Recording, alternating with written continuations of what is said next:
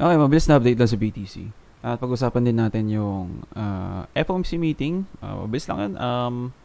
Pakita lang natin na medyo hindi sure ang Fed ngayon. Pati rin na ang market, no? Kaya tayo, ang tagal natin dito sa area to. Siguro meron tayong papakita na isa pa na parang possible comparison lang. Kasi nakita ko yung FOMC meeting na panood ako. At ayun nga, no, medyo tama naman yung expected natin na mukhang magtatagal talaga tayo ng mataas ang interest rate natin.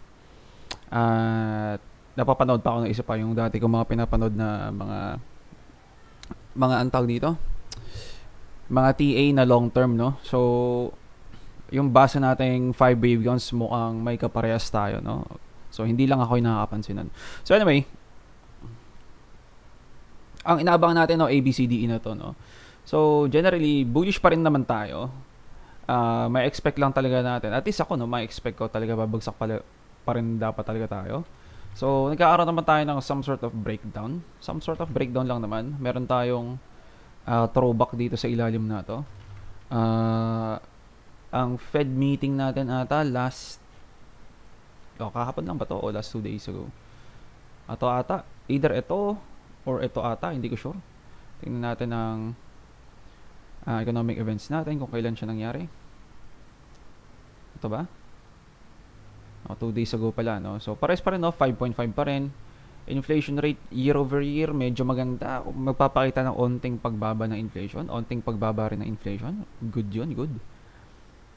Yung actual niya 3.4 pa, no? Mas maganda to, no? Tapos dito mas mababa pa. So medyo may sign of humihina yung inflation pero hindi pa ganung kalakasan na expected, no? At least itong forecast ngayon mas maganda to kaysa sa mga dating forecast, no? Kasi mas mababa yung ibinaba ng inflation, which is good, no? Sa long term. So inflation rate month over month mas malaki siya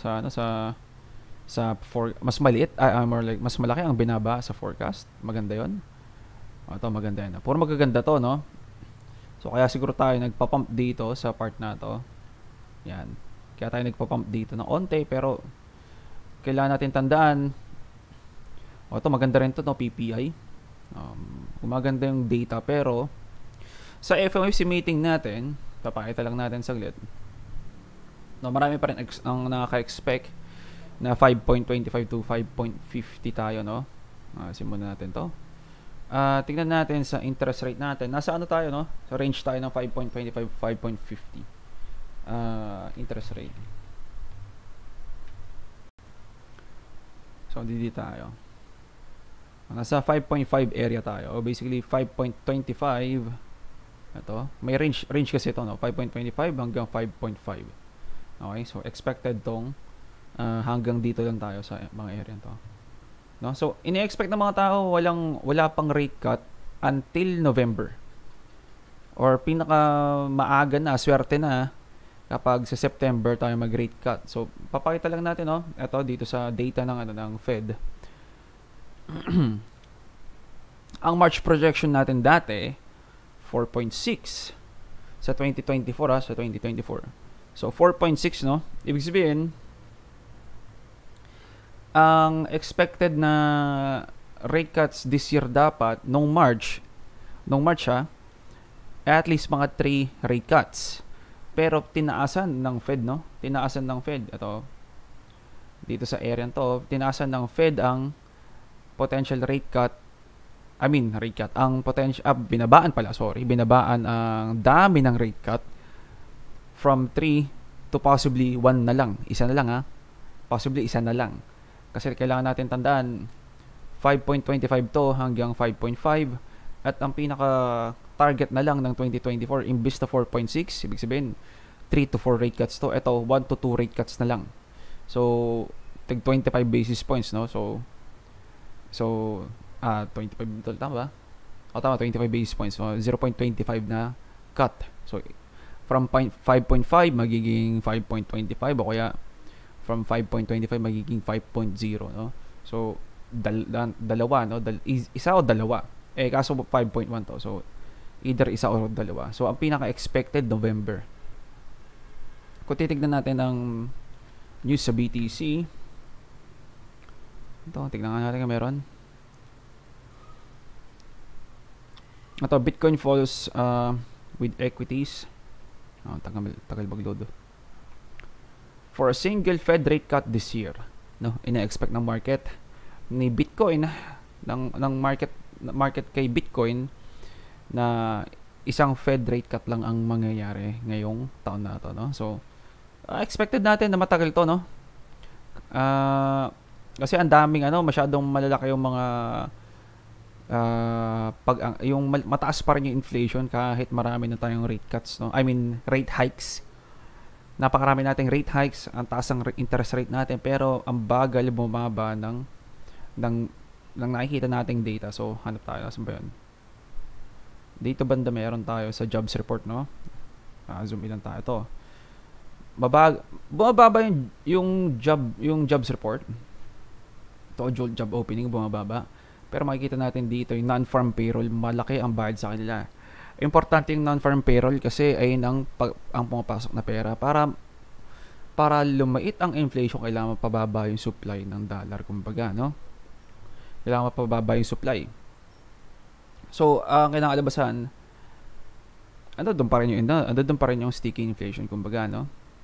Kaya tayo medyo nahihirapan sa pag-pump rin, no? Kasi inaabangan ng mga tao yung yung potential baka biglang magkaroon ng pagkawala ng trabaho habang mataas ang bayarin, no? Mahirap yan. So ang alabasan, kailangan mag-withdraw ng mga tao or kailangan tanggal ng investment ang mga tao. So most likely mga retail yun, no? Mga retail lang maapektuhan. So dito medyo kaya balimbing dito sa ATH, no? Titignan na rin natin ang DXY. Ang DXY natin nagpa-pump. Kasi matagal pa tayong nasa mataas na interest rate, kumbaga, no? So smart na itago muna ang pera, no? Kasi eventually kailangan mo yung pera ngayon kapag nawalan ka ng trabaho as retail, no? Pag nawalan ka ng trabaho pero mataas ang bayarin, kailangan mo magtipid. Kailangan mo mag-save ng pera, no? So kaya tumataas ang DXY. Kapag tumataas ang DXY, ibig sabihin ito yung dollar na nakatabi. Okay? Dollar na nakatabi lang, no? Na ready to spend, no? Pero hindi pa nila ginagastos kasi nag-aabang pa ng potential na kunwari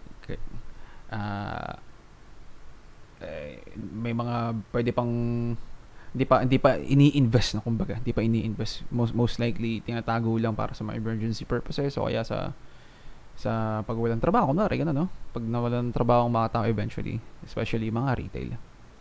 Okay? So, papakita lang natin saglit ano pa ba? Ang parang future na naiisip ng Fed, no? Ito yung mga mga members sa pag-assess ng appropriate monetary policy. Kumbaga, ito yung mga members kung ano ang pinaka-estimated nilang dapat gawin ng Fed. Okay, so dito sa right side, ito yung interest rate. At dito sa ilalim, ito yung year. So sa year ng 2024, ang sabi ng ilang tao to. So itong mga dots na to, mga tao to na members na parang botohan, kumbaga, kung ano ba dapat ang tamang percent o kaya interest rate, no? 1, 2, 3, 4, 5, 6, 7, 8. Tama ba? 3, 6, 7, 8. 8 plus 7, 15. 15, 16, 17, 18, 19. 19 na tao. Parang tatandaan ko, 20 ba dapat sila? Oh, hindi ko alam, no? Tama ba yung bilang ko? 6, 8. Oh, 15, 19. So 19 na tao lang pala. So ang pinaka naiisip nila, hindi sila unanimous decision, kumbaga. Hindi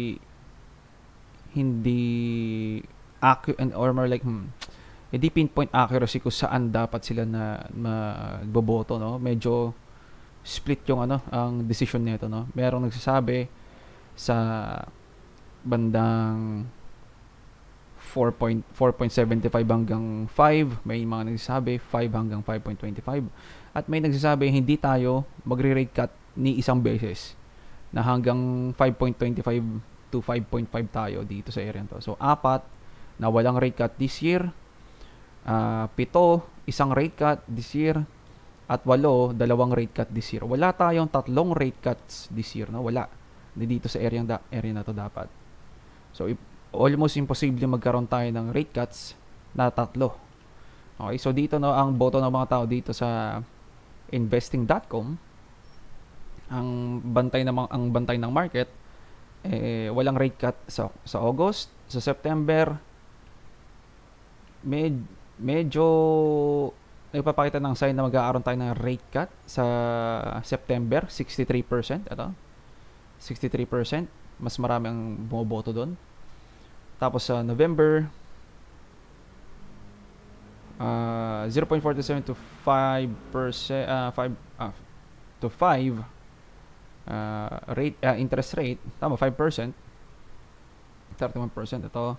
So November walang rate cut daw. After netong rate cut na to, so mukhang sa December pa tayong final rate cut na hinahanap nila. Mas marami yung 4.75 to 5, no? So dalawang rate cut ang pinakaabang ng market. Majority dalawa, sumunod isa lang. Then mababa na yung chances ng walang rate cuts papuntang 3 rate cuts, no? Yung 0 rate cut o kaya 3 rate cuts, mababa yung chances. Okay, so ganun din dito naman sa 2025, sa year ng 2025, 4.0 hanggang 4.25 to, no? Na majority. So ito matagal, no? Ang pinaka target ng Fed actually 2.0. So makikita natin dito sa central tendency o sa dito sa ridge. Wala pa, no? 2026 2.6, hindi pa to actually baka sa pa, no, sa tama, sa 2026 pa banda mag-aaroon ng target of 2%, no? 2% area. Tapos dito sa susunod, ganun 2% area nasa 2026 pa. So ang pinaka bull market na matinding bull market 2026 pa, at least sa data, no? Baka actually pwedeng sa 2025 na, no, kasi may makikita tayo 2.6 na dito, 2.9 na dito. Dito sa central tendency medyo wala pa sa 2025, no? Pwede magbago yan, hindi natin sure, pero most likely ang pinaka bullish year magiging 2026 pa, no? Matagal. So sa longer run kailangan, ayun, ito nga yun ang pinaka target, no? Itong area to, no? So medyo medyo matagal to most likely galaw ni BTC. So ang last one natin, pag-usapan lang natin yung nakikita ng ibang tao na mukhang ito bullish to, no? Si CoinSkid, bullish. Pero ito makikita niya tong 5 wave counts niya, no? 1, 2, 3, 4, 5. At lagi ito sharp style correction, then mag-flat style correction. Na madalas sa 5 wave counts, alternating type of correction ang number 2 at number 4. Kung sinabi natin zigzag ang number 2, dapat either flat or kakaibang klaseng correction naman ang number 4. So makikita natin yan actually dito sa BTC. Sorry. Tagal natin ng volume saglit. Yan. Malayo na pala yung natin. So ito na, meron tayong first wave, dadagdagan natin ng impulse wave na linya. Meron tayong 1, meron tayong zigzag correction. Makikita natin 1, 2, 3 zigzag correction. 2, kung ito ang number 3, hanggang alabasan, meron tayong irregular flat correction dito. Meron tayong low, meron tayong higher high, meron tayong lower low na type of correction na ganong na flat correction, irregular flat.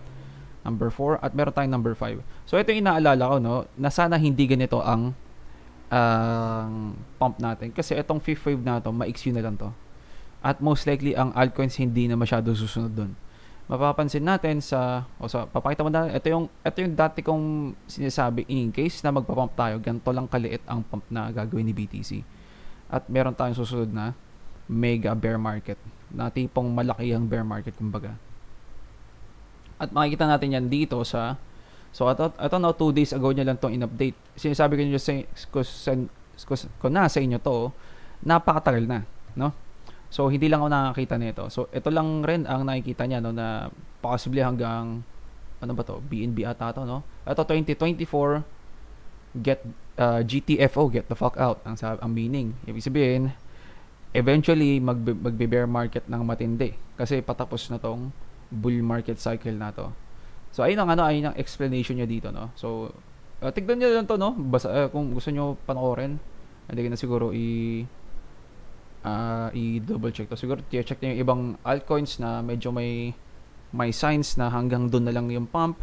Then ikino-compare niya sa BTC na baka hanggang doon na lang rin yung pump. Okay, ito rin, no? Ano ba to? BNB to, no? BNB, Binance token. Hanggang dito lang siguro yung mga pump sa mga area to, sa 1.272 hanggang 1.618 area ata, then magdadump, no? Para ganun ang nasasabi niya. Then eventually baka yung BTC rin ganun din ang gawin, pero baka siguro hindi exactly 100% ganun ang gagawin, pero similar ang gagawin, no, kumbaga. So ayun ang explanation niya. So ito, pwede tayong maka-expect na isa pang push to the upside. Hindi pa to 5 wave counts, no? So ganito ang itsura, no? Meron tayong 1, meron tayong 2, may possible 3 tayo dito, may possible 4 tayo dito, may possible na 5 pa tayo dito. Para ma-complete tong 5 wave count. So bullish pa to, pero mag-iingat na ako dito sa mga area to. Ito, kapag nag-pump tayo, i-expect natin yung final push to the downside na to. Ayun na ang last entry point para sa last push to the upside. Ayun ang expected sa ganitong klaseng TA, no? At after nun, malaking bear market na yearly. Papasok yung itong pinag-uusapan natin na 2025 pa, 2026 na magre-rate cut. So 2024, isang rate cut lang, November pa, no? So pwede ko ma-expect from now hanggang November meron pang bull market. At kung tatandaan natin yung yung lagi natin pinag-uusapan na paulit-ulit ang interest rate every time na nag-rate cut. No, pasok natin si S&P 500, SPX, andun na pala. Yan. Na every rate cut, rate cut, nag-bear market ng mini bear market at paano, isa pa. Mini bear market ulit. Then etong COVID dump na rate cut, malakas na dump rin sa market, no? So ito mataas to, no, most likely matagal tong rate cut na to hanggang 2025, no? Hanggang dito sa mga area ng 2025 area, no? So ito yan, no, hanggang 2025 or hanggang possibly 2026, no? Hindi natin sure, pero most likely mid 2025 hanggang 2026 yung parang pinaka biggest bull market kumbaga, or start ng bull market na inaabangan ng mga tao, na siguro multi-year bull market to. Okay? So meron siyang confluence, no, na pag nag-rate cut, magda-dump ang market. Inaabangan din natin sa impulse wave theory natin na sa 5 waves na yon, eto, no, sa 5 waves na to, matatapos tong 5 waves na to most likely bago mag 2025 or pa-start ng 2025 matatapos. At doon makikita natin yung mga mararaming rate cut at puro bear market na galaw, no, na ganyan hanggang 2020, possibly hanggang dito sa mga area to, no, 2026. So baka ganito lang to, no, ganyan lang, no. So no, may confluence lang, hindi natin sure kung gano'n ang gagawin talaga, pero mayroon tayong mga signs na malapit na matapos to, at most likely ang altcoins natin hindi ganong masyadong perform well. Siguro magpe-perform well, but altcoins nilagay ko, sorry, total 3 pala. Yan. O kung mag-perform well man, siguro baka hindi na ATH to, baka lang to, no? Or sabihin natin baka mag-ATH pa, pero hindi na siya matinding higher high dito siguro. Hindi ko sure, pero ito lang yung nakikita kong possibility, no, hanggang dito. Kaya itong 1.272 area, no, ay ng typical target ng 5th wave. Patay 1, 2, 3, 4, 5. Kasi masyado mahaba itong number 5. So expected mga mga ganyan lang siguro, higher high lang or around 1 fib lang dito, no? So ayun lang yan ang concern ko sa alts, no? So ayun lang siguro yung update natin sa BTC, masasabi ko, no? Ano nyo lang, kung parang parang hindi ganun ka panipaniwala, check nyo lang yung data, no? Kasi ang tingin rin ng mga tao, actually hindi fed yung ano, no, hindi fed yung king ng decision, kumbaga ang data talaga ang king ng decision, at susunod lang ang Fed, susunod lang rin ang market, no? So kapag ang data nagpapakita ng parang kakaibang mataas ang interest rate pa rin, syempre yun, susundan ng market yan. Pwede nilang i-advance rin yan, i-advance ng market kung anong gagawin nila, kaya tayo siguro nagkakaroon ng preemptive dump dito sa weekly, no? Preemptive dump, hindi pa dumadating yung FOMC meeting, pero nagdadump na agad kasi napapansin ng mga tao, okay, mukhang hawkish ang FOMC meeting natin, at hindi bumababa yung yung jobs report. Importante yung bumaba siya para bumagsak din ang inflation, no? So ayun siguro update natin. Wala tayong trading idea. Ano lang to, pang-update lang sa anong nangyari sa economy. Ito, DXY, tumataas. Si S&P 500 data, nagpapump pa rin kahit nagpapump si DXY, no? Pero meron tayong basa dito na baka itong galaw na to, ito, may fifth wave din tayo dito sa area to. Hindi ko sure kung saan banda to. Pero ang idea ko dito sa S&P 500, baka mag-reach na rin ng last pump niya. Sorry, nasisinok ako. No, ang expected ko rin dyan, medyo baka umabot na siya sa last pump. Sa Nasdaq, ganun din, no, baka last pump na rin to. Makikita natin dito, meron tayong 5 waves dito of some sort. Ito basic 5 waves, oh. Ito 1, 2, 3, 4. Meron tayong 5 dito, most likely paparating, no? Ito smooth to, no? Kaya natin kung makikita natin yung 5 wave counts dito na lagpas to, no? 2.618, literal na dun sa 2.618. Pasok na pasok to. So ang third wave, minimum target niya 1.618 at lumalagpas siya. Kapag nakalagpas siya ng 1.618, ang pinaka primary target niya madalas itong 2 fib at itong 2.618 target. Okay? So makikita din natin ginagamit as support, ibig sabihin 1.618 ay importanteng level, no? So sa fifth wave, double check natin para lang makita natin kung ang target na ito. Fourth wave tayo, no? Most likely ganito lang to. Mula fib retrace mula dito sa 3 hanggang 4, 1.272 hanggang 1.618. Makikita natin kung saan banda tayo nagkakaroon ng dito tayo exactly, no? Yan. So pwede pa tayo lumagpas pa hanggang dito, no? Hanggang dito. So ando dun tayo sa area na pwede mag-reject ang Nasdaq. So kakasabi lang na no? Kakalabas lang ng news na medyo hawkish. So di ako magugulat kung biglang magdadump to si Nasdaq. Meron din yung 1 plus 3. Taka lang, 1 plus 3 ito. So ito yung 1, 2 plus 3 ito. Wala dito 618 lang dapat ang target. Layo pa pala nito, no? So baka hindi ganito. Kung regular chart, malapit na tayo sa 618. Okay, malapit tayo sa 618 sa regular chart, no? So ganun din, dito rin sa area ng rejection area ng normal na fibs natin, no? Or yung retracement fibs. So ganun lang, no? Ang aabangan natin. So ganun din siguro sa S&P 500. Makikita rin natin dito, no? Meron tayong 1, 2, 3, 4, 5 expected din ang galaw, no? Pare siya kay Nasdaq sa ngayon. So si BTC ganun din lang rin naman. Baka magkaroon lang tayo ng 5 waves dito. Ito, 1, 2, 3, 4, 5, no? Maraming indication ang stock market, 5 waves. Si BTC baka 5 waves lang rin, no? At ang data natin nagsasabi sa at least dito sa sa bandang 2025, 2026 pa ang biggest bull market. So pwede natin ma-expect sa start ng year of 2025 baka magkaroon tayo ng dump. Siguro hindi ko sure, no, kasi ito rin, no, papakita ko sikat na to na bullish channel to, no, bullish ng channel na to. Pero ang tingin niya rin after ng 2024, ito, no, more than 2024 greater than dapat GTFO na. Get the fuck out. Ibig sabihin, labas na ng market most likely. Kasi ang ina-expect niya, patapos na tong 5 wave counts na to at magdadump to ng malakihan. No? At pasok rin yon sa interest rate natin na kapag nagdadump, kapag nagkakat ng interest rate, ay nagdadump ng matindi ang market din. No.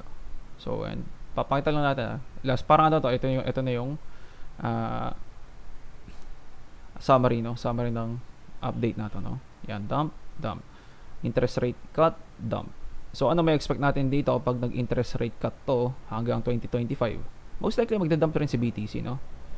So, hindi natin mapapagkaila to, no? Na nagdadump sa interest rate cut. So, baka magkaroon tayo ng recession. Masakla pa pag nagkaroon pa tayo ng World War 3, no? Sana hindi mangyari. Pero napakarami nating war sa ngayon, no? So, pag yan dumagdag pa, mas GG ang market, no? So, anyway, ito siguro update natin Ingits Trades. Wala tayong trading idea at GG's Boys.